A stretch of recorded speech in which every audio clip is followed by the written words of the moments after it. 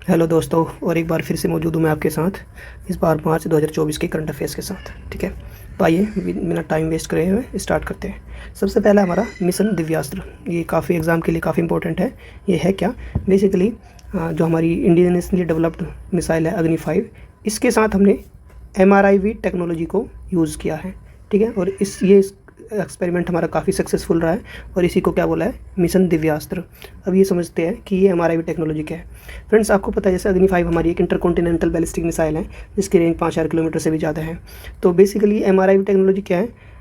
Multiple independently targetable re entry vehicle. तो MRIV technology है कि जैसे एक मिसाइल है, जैसे कि मान लीजिए हमारी एक मिसाइल है अग्नि 5, और इसी अग्नि 5 में हमें ना मल्टीपल न्यूक्लियर वॉरहेड्स लगा दें हम। ठीक है, मल्टीपल न्यूक्लियर वॉरहेड्स, और जैसे इसका ये अलग अलग हमने मल्टीपल न्यूक्लियर वॉरहेड्स लगा दिए, और इनके टारगेट्स हमारे क्या हैं? अलग अलग टारगेट्स हैं। तो एक ही मिसाइल में हम मल्टीपल न्यूक्लियर वॉरहेड्स लगा देंगे, और वो डिफरेंट डिफरेंट टारगेट्स रहेंगे। ठीक है, तो इससे क्या है कि हमारी मिसाइल की काफ़ी एफिशिएंसी बढ़ जाएगी। ठीक है, each capable of being aimed at hit a different target. तो हमारे बहुत सारे टारगेट्स हो सकते हैं। तो हमने अग्नि 5 के साथ इसको एक्सपेरिमेंट किया। ठीक है, और ये सक्सेसफुल रहा हमारा, और इसी को क्या बोला गया? मिशन दिव्यास्त्र। आई होप आपको समझ में आया होगा। नेक्स्ट है हमारा ऑपरेशन इंद्रावती। ये मार्च की न्यूज़ है। मार्च में काफ़ी ये है कि तो एक कैरिबियन कंट्रीज़ है हमारी, कैरिबियन सी में कंट्री है हाईटी। ठीक है, और हाईटी में यहाँ पे क्या हो गया कि यहाँ पे एक सिक्योरिटी टेंशन्स वगैरह हो गई थी, सिक्योरिटी टेंशन्स, और इसकी वजह से जो हमारे इंडियंस थे उनको हटा के हाईटी से लेके डोमिनिकन रिपब्लिक में लाया गया था। ठीक है, इसको क्या बोलते हैं? ऑपरेशन इंद्रावती। तो कहाँ से शिफ्ट किया गया था इंडियंस को? हाईटी से डोमिनिकन रिपब्लिक। क्यों? इन view of its deteriorating security situation. ये है ऑपरेशन इंद्रावती। नेक्स्ट है हमारा सरस्वती सम्मान 2023। ये किसको दिया गया? एक मलयालम पोइट एंड लिटरेटियर, उनका नाम क्या था? इनका नाम है श्री प्रभा वर्मा। इनको दिया गया, ठीक है, सरस्वती सम्मान 2023। ठीक है, और इसको किसके लिए दिया गया? फॉर हिज वर्स नोवेल रौद्र सात्विकम। ठीक है, और ये सरस्वती सम्मान देता कौन है? के बिरला फाउंडेशन। के बिरला फाउंडेशन। के बिरला फाउंडेशन और कौन कौन से अवार्ड्स देती है आपको यह भी याद रखना है। एक व्यास सम्मान हो गया, और एक बिहारी पुरस्कार। तो आपको याद रखने हैं 3 अवार्ड्स बेसिकली हैं के बिरला फाउंडेशन के। एक तो सरस्वती सम्मान, एक व्यास सम्मान, और तीसरा बिहारी पुरस्कार। Order of the Druk Gyalpo. Friends, ये हमारे जो नेबरिंग कंट्री है भूटान, उसका ये हाईएस्ट सिविलियन अवार्ड है, और ये इसको हमारे प्राइम मिनिस्टर नरेंद्र मोदी जी पे कन्फर किया गया था।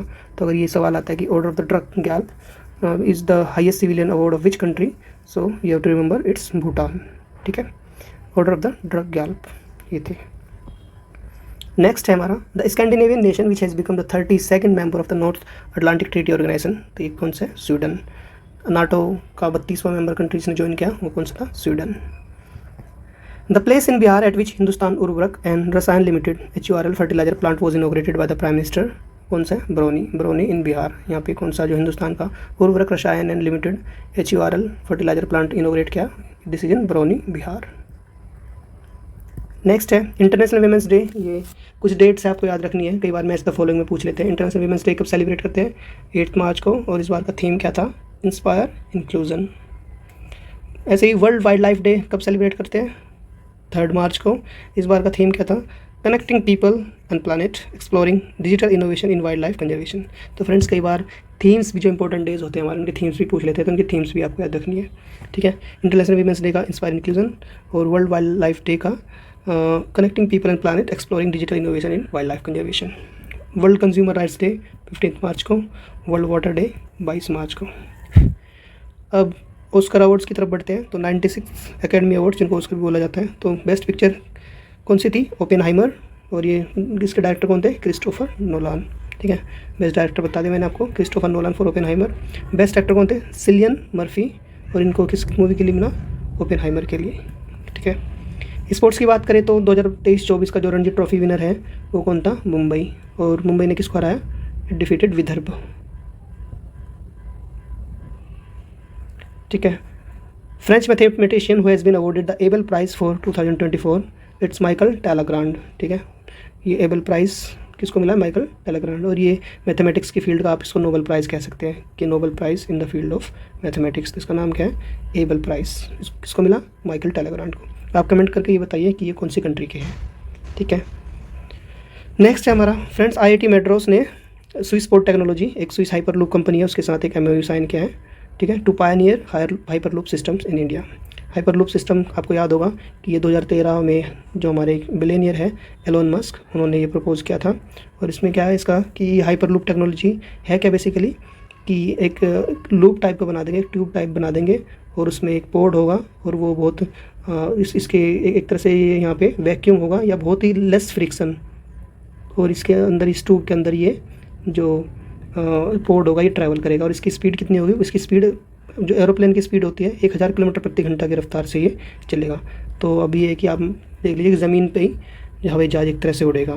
तो ये हाइपरलूप टेक्नोलॉजी है, ठीक है। तो आपको याद रखना है कि IIT मैड्रास ने किसके साथ है कि स्विस हाइपरलूप टेक्नोलॉजी कंपनी के साथ ये MOU साइन किया है, ठीक है, to pioneer hyperloop systems in India. It's the fifth mode of transport employing maglev technology. ये काम किस पे करेगा, मैगलेव टेक्नोलॉजी पे। मैगलेव टेक्नोलॉजी क्या है थोड़ा सा हल्का सा बता देता हूँ मैं। Maglev stands for magnetic levitation. Basically friends इसमें क्या हुआ कि मैग्नेटिक लेविटेशन में क्या होता है कि जैसे आपको मान लीजिए कोई ट्रेन, ये ट्रेन है, ठीक है, और ये ट्रेन की पटरी है, तो ये कुछ यहाँ पे इलेक्ट्रोमैग्नेटिक रिपल्सन की वजह से जो यहाँ पे जो अगर ये ट्रेन बेसिकली पटरी से ऊपर उठ जाएगी। आपने देखा होगा कि जब दो हमारे मान लीजिए मैग्नेट है और वो उनके साइड्स पोल अगर एक साथ लाते हैं तो वह रिपेल करते हैं, तो रिपल्सन की वजह से यहाँ पे ये इलेक्ट्रोमैग्नेटिक फील्ड इतना जनरेट हो जाएगा रिपल्सन की वजह से ये पटरी से ऊपर उठ जाएगी, ठीक है। तो उसको मैग्नेटिक लेविटेशन बोलते हैं और उसकी वजह से इस स्पीड है ना बहुत ज़्यादा हो जाएगी इसकी, तो स्पीड में इसको बोलते हैं मैग्नेटिक लेविटेशन। आप यूट्यूब पे आप सर्च करके देख सकते हैं, आपको बहुत सारी वीडियोस मिल जाएगी कि मैग्नेटिक लेविटेशन पे ट्रेन कैसे काम करती है, ठीक है। तो ये जो हाइपरलूप जो हमारे हाइपरलूप की जो टेक्नोलॉजी से बने होंगे तो वो भी मैग्नेटिक लेविटेशन टेक्नोलॉजी पे काम करेंगे, ठीक है। एक उन्नति नेक्स्ट है हमारा उन्नति स्कीम, उन्नति 2024 स्कीम। आपसे पूछ सकते हैं कि इसका पर्पज़ क्या था। तो उन्नति स्टैंड्स फॉर उत्तर पूर्व ट्रांसफॉर्मेटिव इंडस्ट्रियलाइजेशन स्कीम। तो जैसे आपको यह पता लग रहा होगा कि बेसिकली नॉर्थन ईस्टर्न स्टेट्स जो हमारे उसके लिए है, and it was propose by the ministry of commerce and industry for the north eastern reason, जैसे इसके नाम से पता चल रहा है। और उसका पर्पज़ क्या है, it aims at fostering industrialisation and employment in the north eastern region. और इस scheme it has a duration of 10 years effective until March 31, 2034। और इसका आउटले कितना है 10,037 करोड़, ठीक है। तो आपको अगर उन्नति पूछे कि the Unnati scheme which was launch recently what was its purpose, so it basically stands for industrialisation and employment creation in the north eastern states of India, Unnati. Next है हमारा फ्रेंड्स ये ब्लू लाइन, काफ़ी न्यूज़ में था। Blue line क्या है basically, अभी एक US के एनवॉय थे, उन्होंने कहा था कि जो डिप्लोमेटिक रेजोल्यूशन होना चाहिए किसका, जो इज़राइल और हिजबुल्ला के बीच में, ठीक है। तो इज़राइल और हिजबुल्ला के बीच में जो टेंशन चल रही है फिलहाल अभी हमारे मिडिल ईस्ट में, आपको पता है कि इज़राइल और फ़िलिस्तीन के बीच में एक वॉर टाइप का चल रहा है। और ये जो लेबनान है वो भी नेबरिंग कंट्री है, तो लेबनान में हिजबुल्ला है, तो इनके बीच में भी टेंशन है।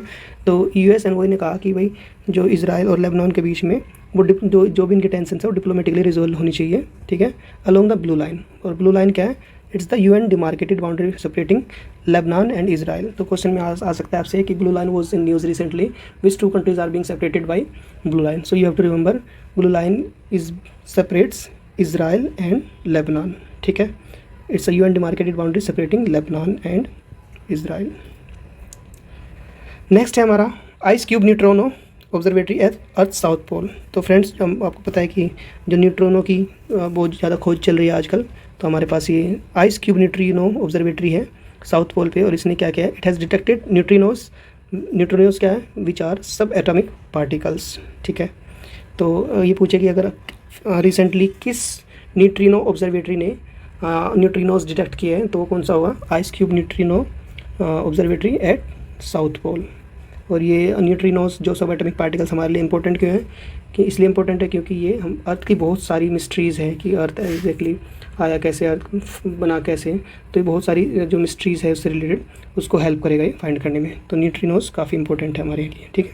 कौन सी ऑब्जर्वेटरी ने फाइंड किए, ice cube neutrino observatory at south Pole, very very important. Friends next है Chris Brown of Britain. Chris Brown of Britain, आपको ये नाम याद रखना है। ये नाम इंपॉर्टेंट क्यों है, because he achieved a historic feat by becoming the first person to reach point Nemo. तो नेमो पॉइंट ये पहुंचाई, he is the first person to do so. और पॉइंट नेमो क्या है, it is the oceanic pole of inaccessibility in the Pacific ocean. तो इसको point of inaccessibility बोलते हैं, और ये है कहाँ, पैसिफिक ओशन में। तो आप देख लीजिए यहाँ पे है पैसिफिक ओशन में, और इसको point of oceanic pole of inaccessibility बोलते हैं। देखिए आप यहाँ से अगर यहाँ वेलिंगटन से देखेंगे कि 2980 माइल्स, यहाँ से इस वाले आइलैंड से देखेंगे तो 1666 माइल्स, फिर इधर 1666। तो एक तरह से ये ऐसा पॉइंट है जहाँ पे लगता है कि कोई जा ही नहीं सकता। And Chris Brown of Britain, he achieve this historic feat by becoming the first person to reach this point. तो अगर पूछे कि point number was in the news recently, in which ocean it lies, so it is in Pacific ocean, ठीक है। And who went to this point, it is Chris Brown of Britain. Next है हमारा ISRO successful Pushpak reusable landing vehicle. आपको पता है कि जैसे आजकल जो हमारे स्पेस की फील्ड्स में जितने भी एक्सपेरिमेंट्स हो रहे हैं, तो वो चाहते हैं कि जो हमारे जो लैंडिंग व्हीकल्स हो वो रीयूज्ड हो सके, ठीक है। तो ये हमारे इसरो ने भी एक सक्सेसफुल ऐसे एक्सपेरिमेंट किया है रीयूजेबल लैंडिंग व्हीकल के साथ, और उसका नाम क्या था, उसका नाम था पुष्पक। तो आपसे पूछ सकते हैं कि उसका जो रीयूजेबल लैंडिंग व्हीकल है उसका नाम क्या था, पुष्पक था, ठीक है। It marks a milestone in India's space programme. So this experiment is a part of the reusable launch vehicle technology demonstration RLVTD, ठीक है, ये इसका एक पार्ट है।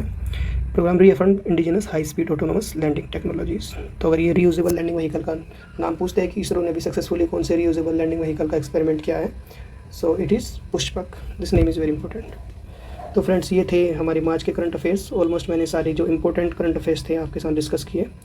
आई होप आपको ये समझ में आया होगा। Thank you.